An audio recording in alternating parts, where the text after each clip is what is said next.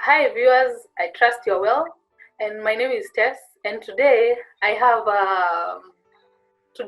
an occupational therapist on board. We have invited her to explain to us who an occupational therapist is, as well as the role of an OT. So I'll ask her to introduce herself and take us from there. Okay, good evening, viewers. Where we are, it's night time, so we are doing it in the evening. So good evening, viewers. Yes, so my name is Perpetual Mundi. I'm an occupational therapist and managing director of Dynamic Occupational Therapy Limited. It is children who have any limitations or any conditions that cause them limitations in participating in their occupation. And we said the occupation is play and school. They play and go to school. So anything that causes them limitation, then the occupational therapist is involved. But as we talk about it, who tells the children they need therapy? Because it doesn't come just like that the child will just need therapy and you go straight to the occupational therapist. So we actually start the process with the medical practitioners, that is the doctors. So we have a team of pediatricians. So you have pediatricians who assess these children and they tell them, now this child has a delay here, they're doing good here, but here they have a delay. So please go to the occupational therapy department, they will be able to guide you.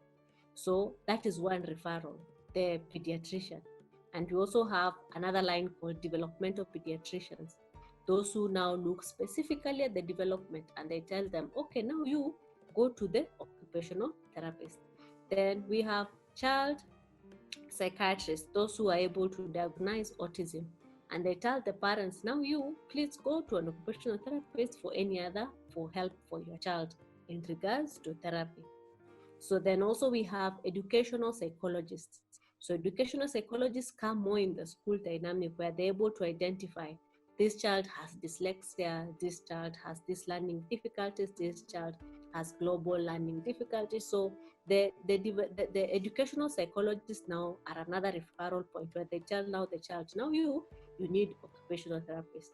Then now we find even in our multidisciplinary setup, meaning everyone who works together in the rehabilitation world, we find the child can be referred to the OT by a physio, the child can be referred to the OT by a speech therapist, the child can be referred to the OT by the orthopedic technician or the one who does the orthopedic. So you find that the people who can tell the child needs therapy are very many, but we don't leave out the parent. Sometimes the parents can tell there's a delay in my child and I believe the delay is here. Let me go visit an occupational therapist and they'll be able to help me.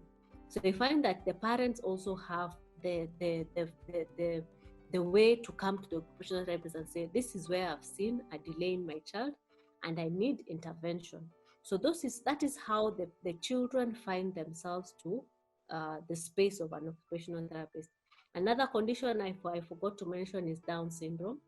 So also occupational therapists work with children with Down syndrome. So I've covered what conditions the occupational therapists work with, some, because there are so many stroke, there are so many conditions, but those are the common ones you'll find the occupational therapist working with the children on. Even children with burns, they work with occupational therapy. So you find that there are very many conditions that children need occupational therapy. So I've just named a few. So once the child has come to therapy, they have started receiving therapy. We at times get the question of, did I come too late? A mother comes and they say, wow, my child has reached this age. Is it too late? So in terms of children, there's something called early intervention. And we say it is important the earliest time you notice your child has a challenge and they need therapy, that is the time you should engage in therapy. Because as the children grow older, it takes a little bit longer because the brain changes and you find that it is not as adaptive as it was or flexible as it was when they were younger. So there are things they would have achieved really fast when they are younger than when they are older. So we always say early intervention is key, but there is no, there's not, we can't say that there's nothing an OT can do. It's just that when there are some conditions and the age when they come, now it's more of management. You are just managing but you train, but more of management. But when they come early, you're able to change so many things. So I always tell parents, it is important to let your child visit a therapist as soon as you find they need to. So I would put an age cap, but it's always as early as possible. It's like ASAP, as soon as possible. As when you're able to identify there's a challenge, just bring your child or get an occupational therapist to be able to assess and see this is what the child needs. So that is what I can say about am I late? Because at times we get that question. I wish I could have come early. I wish I could have done this.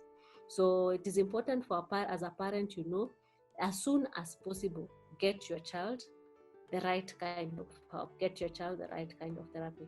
So then another question that comes is that, so how long will they stay in therapy? They come and they say, we are doing therapy, so can you give us time frames? Are we staying for 2 years? Are we staying for 3 years, 4 years, 5 years?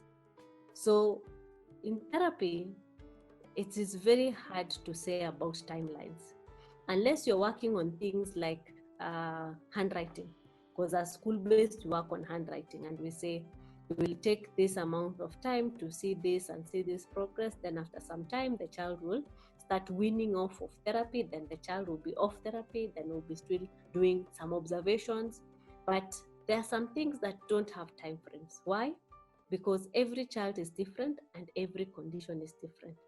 You might have, for example, 2 children with Down syndrome, but not all of them will require the same amount of help.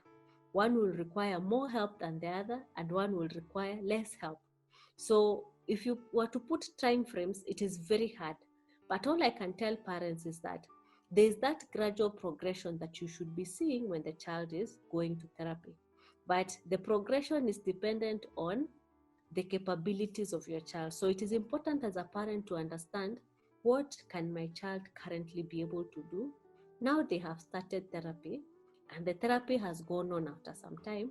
What am I expected to see? Sit and discuss with your therapist, sit and discuss with whoever is working with your child, and they tell you, so this is what we are working on, these are the goals. Because even in therapy we have goals. So we set goals and say, we are working towards this. This is the short term, this is the long term. So there's always progression. Work with your therapist and find out what is the progression and what are we working towards.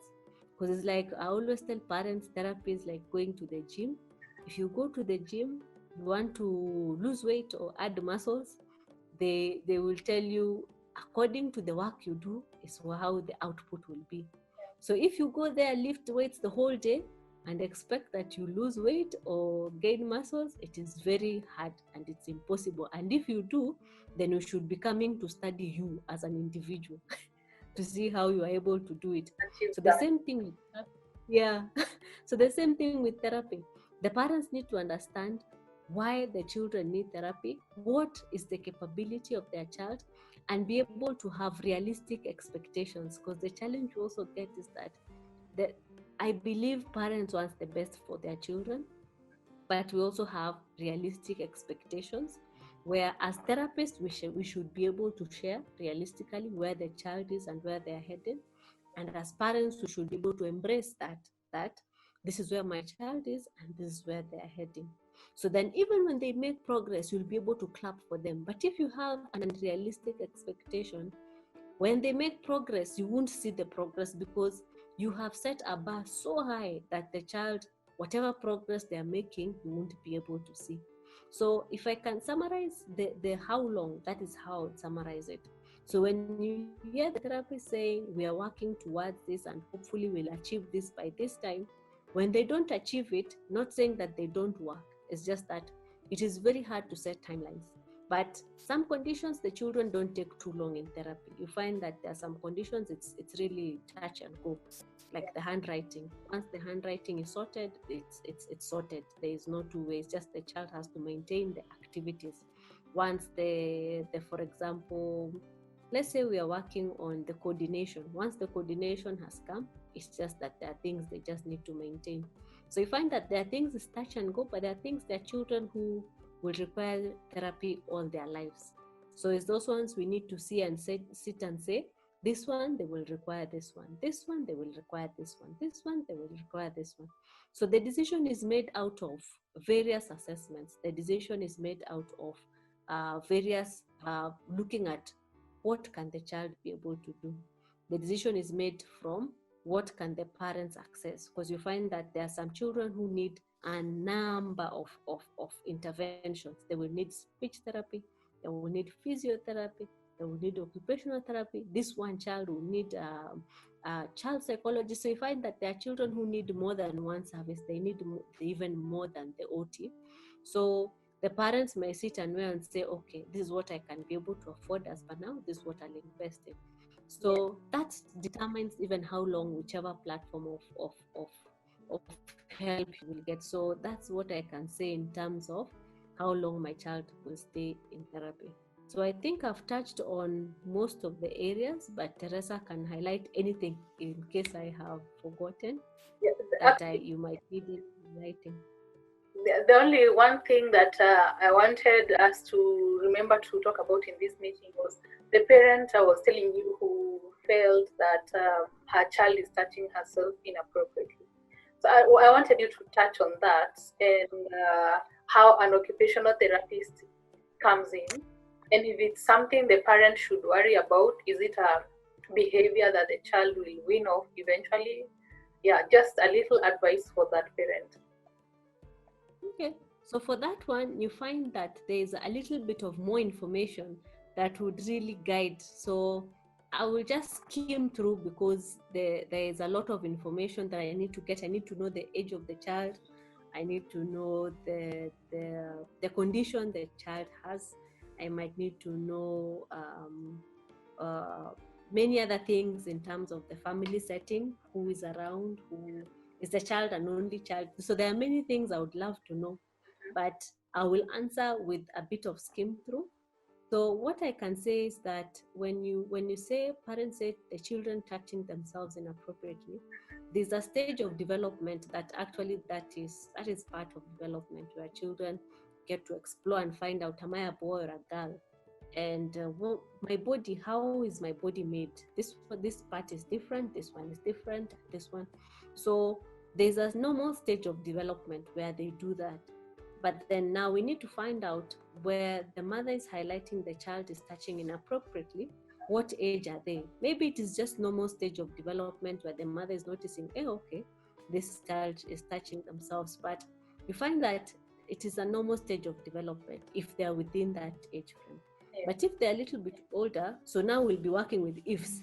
Yes, yes. So if they're a little bit older now, the parent needs to find out what cognitive level is this child in. So I might be 8, but I am 2 in terms of where I am cognitively. So I might be, so those are some of the things we need to consider, cognitive level.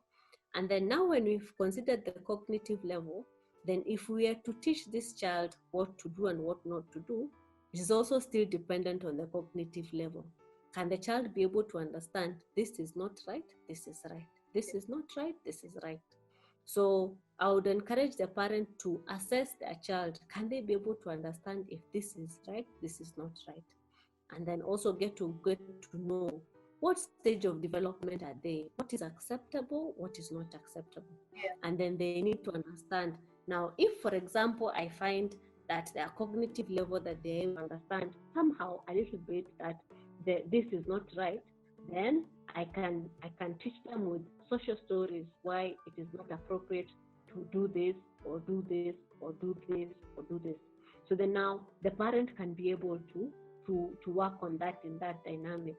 I know it sounds like a skim through, but it gives the parents the overview of there are very many things surrounding this, and how you deal with it will either bring shame to the child, or they will be able to say, okay, then this is, so you can even bring it in such a way that they discover this is a natural part of life, where you teach them, you can even teach them skills like this is what is private, this is what is public.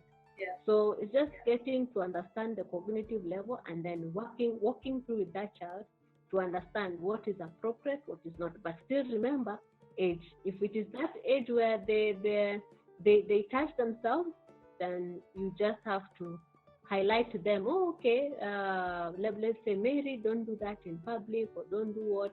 But it is a stage that passes. If it is normal development, it shall pass. But if it is not, then one has to find a way of addressing it. Okay. Yeah, I think that for today's discussion, that is the point that I felt we needed to touch on, so that it gives the parent an idea of the many possibilities that can be leading to a child touching herself, and also that she can consider now seeking the help of an OT or even a pediatrician. Yeah, that is the point that I really wanted us to touch on. Yeah. We can say that is it for today. And if you parents have any questions, or you viewers, anybody viewing us, and you feel you have any questions for the OT, we're going to leave her number on the banner of the video, and her contacts on the comments section, so you can reach her directly and ask her all the questions that you may want to know. If you also want to seek her services, I believe she's also available. Okay, so thank you so much for your time. It was lovely being on your platform, Teresia. Yes. Or Teresa. For honoring the request to join me on my platform. I'm grateful. Okay. Yeah. You're welcome.